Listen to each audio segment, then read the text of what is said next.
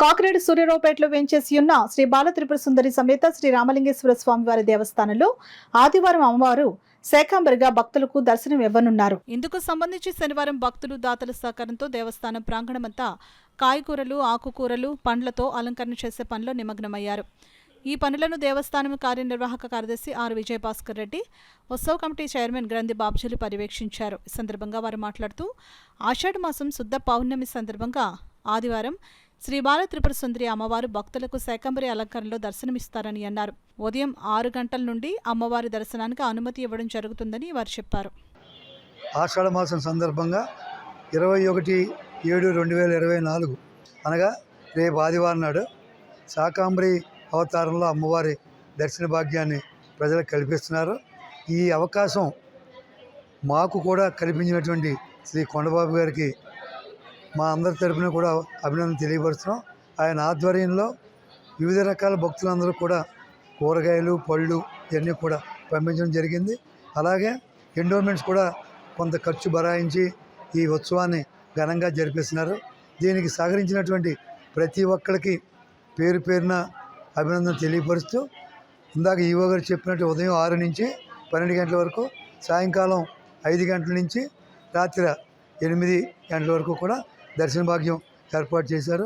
అలాగే మీరందరూ అమ్మవారిని దర్శించుకుని తీర్థ ప్రసాదాలు తీసుకుని వెళ్ళవలసిందిగా మీ ద్వారా ప్రజలందరూ కూడా తెలియపరుస్తారు. గ్రంథి నారాయణరావు బాబ్జీ గారు, అదేవిధంగా నేమాన సత్యనారాయణ గారు, ఇతర తదితరుల పెద్దల సూచనలు, సలహాలు కూడా పూర్తిగా పరిగణలోకి తీసుకుని ఈ యొక్క అమ్మవారి ఉత్సవాలకు గాను రేపటి రోజున తరలి వచ్చే భక్తులకు ఎటువంటి అసౌకర్యం కలగకూడదనే ఉద్దేశంతో ఇప్పటికే గత 2 రోజులుగా కూడా మేము సుదీర్ఘ కసరత్తు చేసి దాతల నుంచి మా యొక్క బాబ్జీ గారు అయినటువంటి చైర్మన్ గారు వారి యొక్క స్నేహితుల బృందం నుంచి కూడా పెద్ద ఎత్తున సుమారు ఒక 4 టన్నుల కూరగాయలు మాకు సమకూర్చి ఉన్నారు.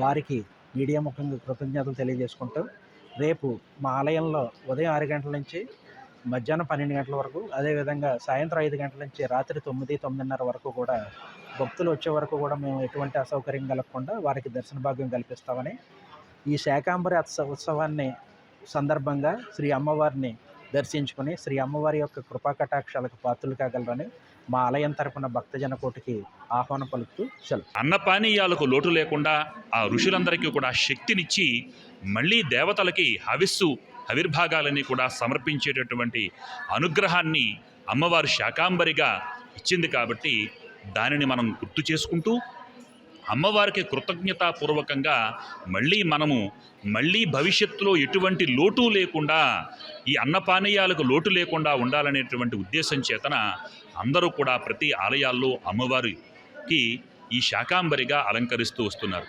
ఈ శాకంబరిగా ఉన్నటువంటి అమ్మవారిని ఎవరైతే దర్శించుకుంటారో వారందరికీ కూడా ఆ కుటుంబాలన్నీ కూడా వృద్ధి చెంది అన్నపానీయాలకు లోటు లేకుండా మహిళలందరూ కూడా దీర్ఘ సుమంగళిగా వర్ధిల్లి అన్యోన్య దాంపత్యంతో పిల్లలందరూ కూడా సుభిక్షంగా వర్ధిల్లుతారు.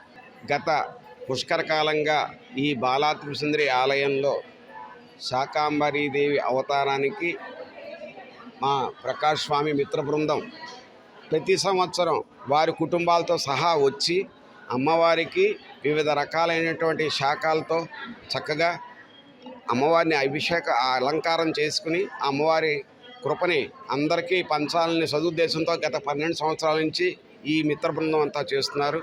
మనందరం ఆయురారోగ్యాలతో ఉండాలని ఆ తల్లిని బాలా త్రిపుర సుందరిని పిలిస్తే పలికే దైవం మా అమ్మవారు.